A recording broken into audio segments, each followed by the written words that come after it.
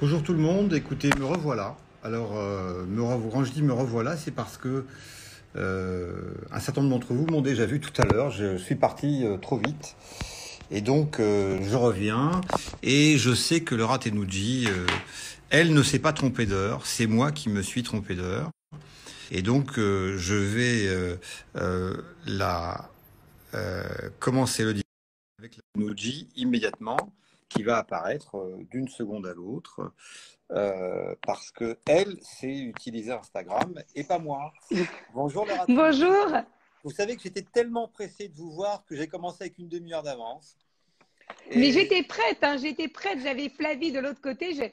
J'aurais pu vous retrouver, mais comme on avait donné rendez-vous à 19h30, non, non, mais on avait peur que tout le monde ne soit pas là vous au avez mille rendez-vous. fois raison. Vous avez mille fois raison. C'est moi qui suis coupable. Je suis parti trop vite. Mais en fait, ça me donne l'occasion, d'abord, de pouvoir vous dire qu'on a la joie, et c'est peut-être ça qui m'a rendu un peu fou aujourd'hui, c'est qu'on a la joie d'avoir réouvert le mémorial depuis dimanche, après 3 mois de fermeture, et que c'est un grand moment de bonheur que de retrouver le public qui nous a manqué. Nous avons réouvert ce dimanche.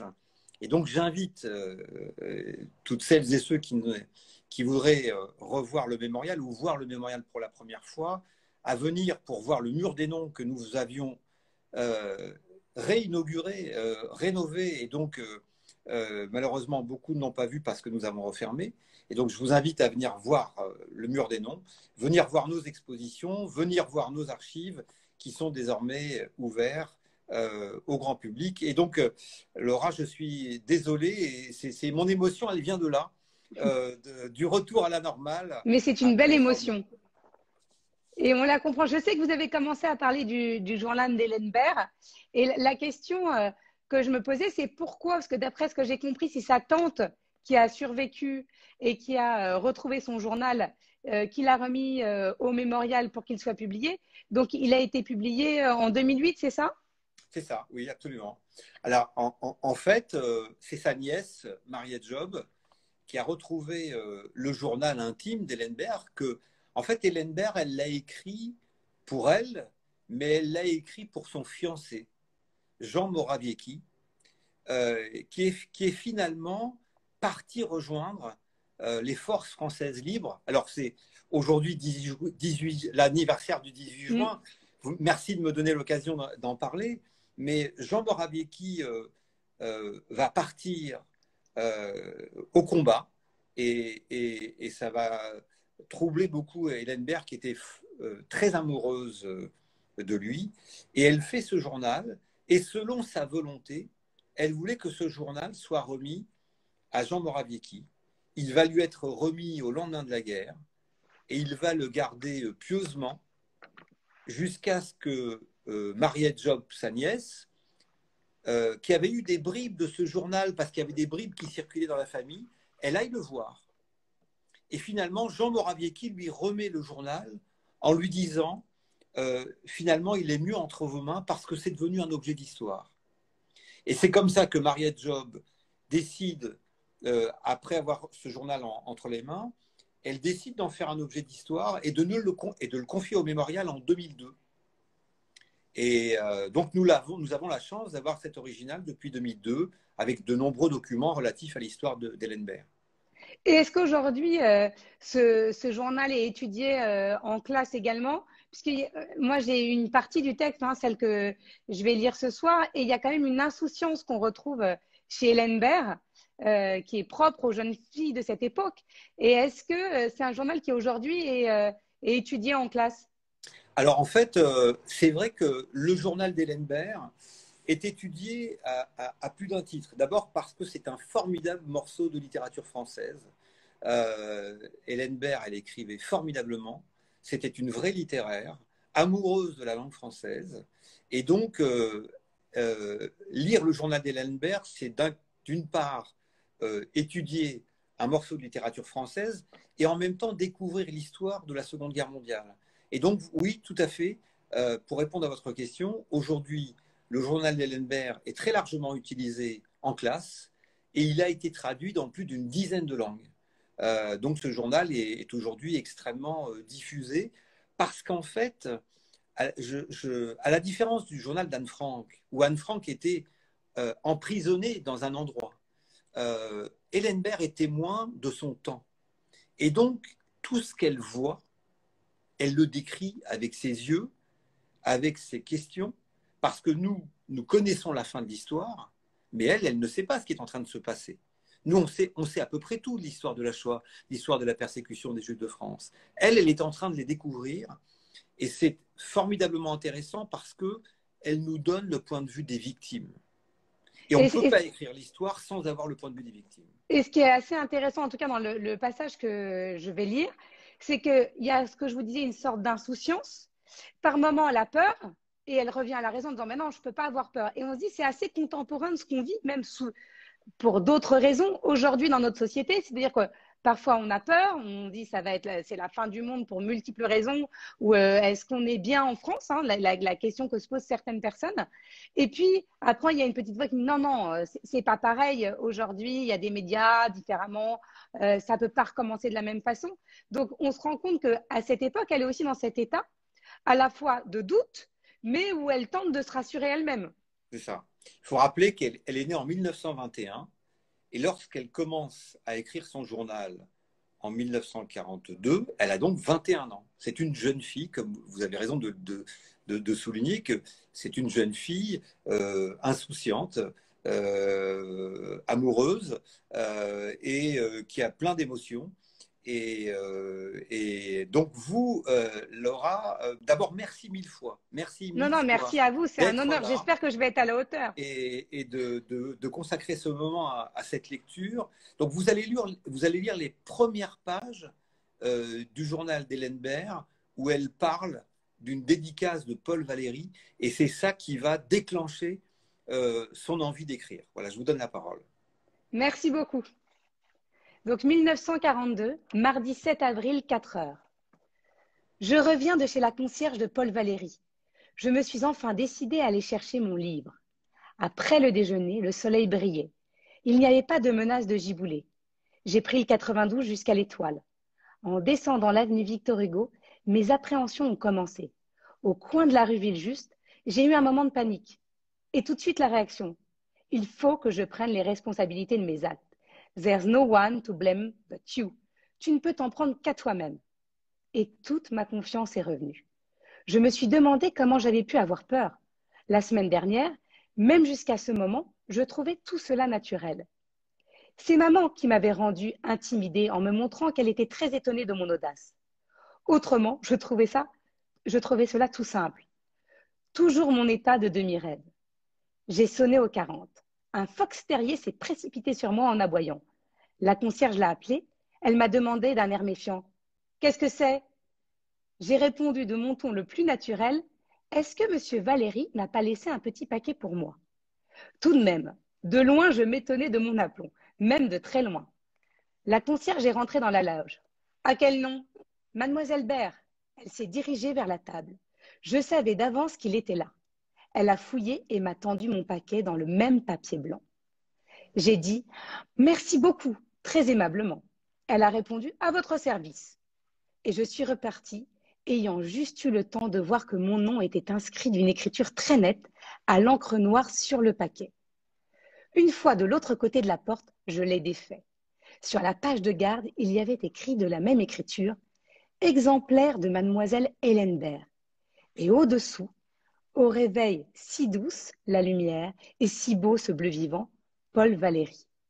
Et la joie m'a inondée, une joie qui venait confirmer ma confiance, qui s'harmonisait avec le joyeux soleil et le ciel bleu tout lavé au-dessus des nuages ouatés. Je suis rentrée à pied avec un petit sentiment de triomphe à la pensée de ce que les parents diraient et l'impression qu'au fond, l'extraordinaire était le réel. Maintenant, j'attends Miss Day qui doit venir goûter. Le ciel s'est subitement obscurci. La pluie fouette les carreaux, on dirait que c'est grave.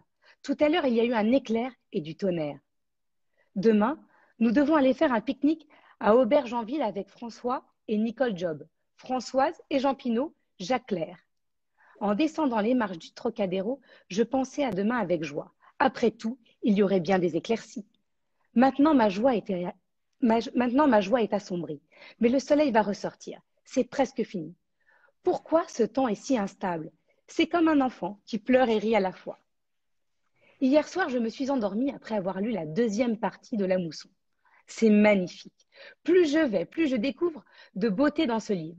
Avant-hier, c'était la scène entre Fern et sa mère, les deux vieilles filles. Hier soir, cela a été l'inondation, la maison des Banerjee et les Smiley. J'ai l'impression de vivre parmi ces personnages. Romsom maintenant est une vieille connaissance. Il est très attachant. La soirée a été remplie de l'excitation de demain. Ce n'était pas un débordement, mais une espèce de joie sous-jacente que parfois l'on oubliait et qui revenait doucement par moments. Il y avait des préparatifs comme pour un départ en voyage. Le train était à 8h33. Il faut se lever à 6h45. Mercredi 8 avril. Je rentre d'Aubergenville, tellement abreuvé de grand air, de soleil brillant, de vent, de giboulée, de fatigue et de plaisir que je ne sais plus où j'en suis. Je sais simplement que j'ai eu une crise de dépression avant le dîner dans la chambre de maman, sans cause normale ou apparente, mais dont l'origine était le chagrin de voir finir cette journée merveilleuse et d'être brusquement séparée de son atmosphère. Je n'ai jamais pu m'habituer à ce que les choses agréables aient une fin. Je ne m'attendais pas à cette crise de désespoir. Je croyais avoir oublié ces choses enfantines, mais cela est venu sans que je ne m'en rende compte, sans que j'essaie non plus de lutter contre. Et puis en rentrant, j'ai trouvé une carte d'Odile et une carte de Gérard. Celle-ci méchante, blessante. Il se moque de moi, de ma carte. Je ne me rappelle plus de quoi il s'agissait, mais je pensais qu'il me comprendrait. Je vais lui répondre dans le même ton. Mes yeux se ferment malgré moi. La journée défile par bribes dans mon esprit abruti. Je revois le départ à la gare par une pluie battante et un ciel gris. Le voyage dans le train avec de joyeuses plaisanteries, l'impression que tout allait être dans cette journée, la première promenade dans le jardin, dans l'herbe mouillée, sous la pluie et la brusque apparition du ciel bleu ensoleillé à partir du petit champ, la partie de deck tennis avant le déjeuner, la table de la cuisine et le déjeuner très animé et très gai, la vaisselle où tout donnait un coup de main, Françoise Pinault essuyant méthodiquement les assiettes, Job rangeant très régulièrement sa pipe à la bouche, Jean Pinault rangeant une fourchette ou une assiette à la fois et riant chaque fois qu'on l'attrapait en ouvrant les bras d'un air évasif.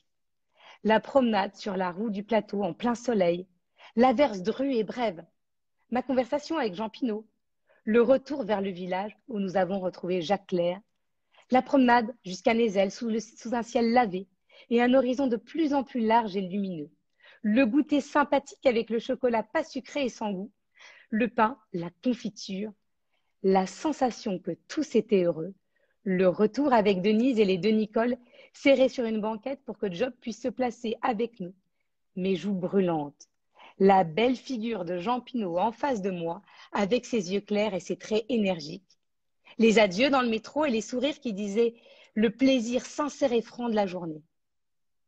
Tout cela me semble à la fois étrangement près et étrangement loin. Je sais que c'est fini, que je suis ici, dans ma chambre, et en même temps, j'entends les voix, je revois les visages et les silhouettes comme si j'étais entourée de fantômes vivants. C'est que la journée n'est plus tout à fait présente et n'est pas encore passée. Le calme environnant est tout bruissant de souvenirs et d'images. Merci Laura Tenouji, merci beaucoup parce que cette insouciance, vous nous l'avez fait vivre. Hein. C'est vrai que c'est étonnant d'entendre Hélène Baird décrire ce qu'elle décrit. Alors sa vie, elle est entre Aubergenville, la maison de campagne d'Hébert et Paris. Mais en même temps, on a l'impression de visiter Paris en lisant le journal d'Hélène Baird. Et ce qui est frappant, c'est que quand elle commence à écrire ce journal le 7 avril 1942, la législation antisémite est déjà extrêmement brutale et présente. C'est-à-dire qu'il y a eu le statut des Juifs du 3 octobre 40, il y a eu les trois grandes rafles de l'année 41. Et pour le moment, Hélène Baird est toujours la jeune fille insouciante qui mène sa vie de jeune fille. Malgré tout, on voit bien que c'est une famille tout de même où la culture et le livre sont très importants et il suffit de voir son style littéraire pour comprendre à qui on a affaire, en quelque sorte. Hein. Mais on sent quand même une frénésie dans sa façon de vivre, comme si ça allait s'arrêter. C'est-à-dire que effectivement, elle continue, elle a cette insouciance, et c'est là où le texte est magnifique.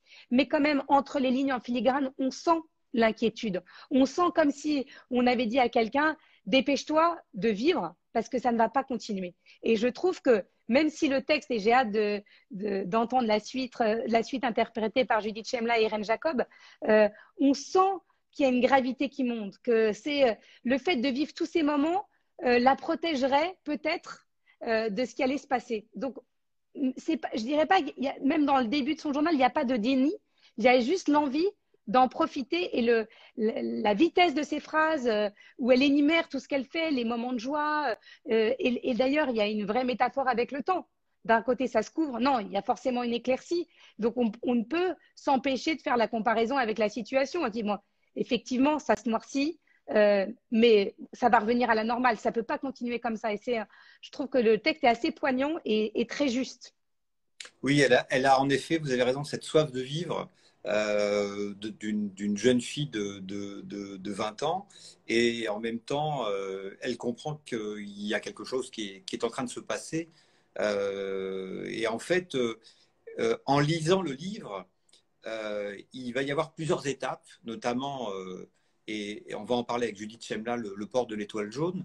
Mais Hélène Berg va aller encore plus loin parce que finalement, elle voulait passer l'agrégation d'anglais, mais à cause des lois antisémites, elle ne peut pas le faire. Et donc, elle va décider de se porter volontaire pour être assistante sociale auprès des organisations juives. Et donc, elle va approcher le quotidien douloureux d'un certain nombre de familles qui ont été frappées par les rafles, dont les parents ont été internés. Et progressivement, en fait, cette insouciance va disparaître parce qu'Hélène Berg va véritablement plonger dans la triste réalité historique de ce qui est en train de se passer en France, comme dans toute l'Europe à ce moment-là, mais en France à l'encontre des Juifs en particulier. Voilà. En tout cas, merci infiniment. Laura, vous connaissiez le journal d'Hélène Berg avant? Non, je le connaissais pas. C'est ce que je disais en préparant ce rendez-vous, c'est que ça a été une vraie découverte et j'ai hâte de le lire jusqu'à la fin maintenant et surtout de le transmettre parce que je pense qu'aujourd'hui, et merci de continuer à faire ces lives que vous avez initiés pendant le confinement, c'est important de sensibiliser la jeune génération et même toutes les générations puisque c'est transgénérationnel et c'est par la transmission qu'on arrivera à faire vivre ce devoir de mémoire qui est indispensable, encore plus aujourd'hui. Laura, merci beaucoup, vraiment 1000 fois. Hein. Je sais que vous êtes débordée, que vous avez pris ce non, temps. Non, mais c'est tout à fait normal et merci. Et un jour, j'espère que